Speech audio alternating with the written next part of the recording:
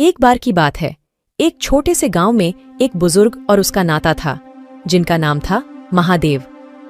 प्रारंभिक दिनों में महादेव के यहाँ कई लोग आते थे, उनकी बुद्धिमत्ता और तेज दिमाग के लिए।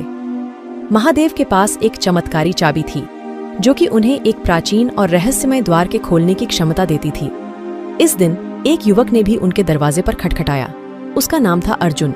अर्जुन ने महादेव से कहा, कृपया मुझे भी अपना ज्ञान और चाबी दिखाएं। महादेव ने अर्जुन को चाबी दी और कहा, इस चाबी का इस्तेमाल समझदारी से करना। अर्जुन ने चाबी को ध्यान से देखा और उसे एक पुराने प्राचीन द्वार पर लगाया। द्वार खुला और उसके सामने एक आश्चर्यजनक दुनिया का दृश्य था।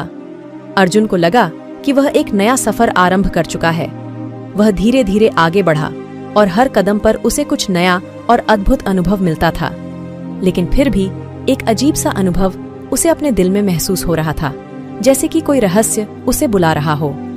धीरे धीरे उसका सफर एक विशेष स्थान पर पहुंचा, जहां एक प्राचीन पुरोहित बैठा था।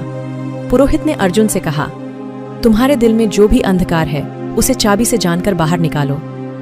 अर्जुन ने पुरोहित की बात मानी और चाबी को ध्यान से देखा। धीरे धीरे उसके दिल के अंदर के अंधकार दूर होते गए और वह एक नया और उज्जवल प्रकाश अनुभव करने लगा।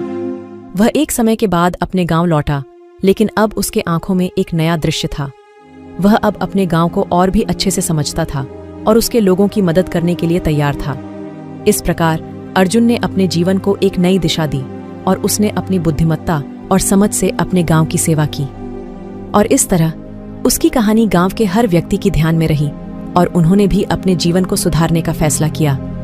अतः आखिर यह कहानी हमें यह सिखाती है कि ज्ञान और समझदारी का महत्व क्या होता है और कैसे हमें अपने जीवन को बेहतर बनाने के लिए उनका सहारा लेना चाहिए।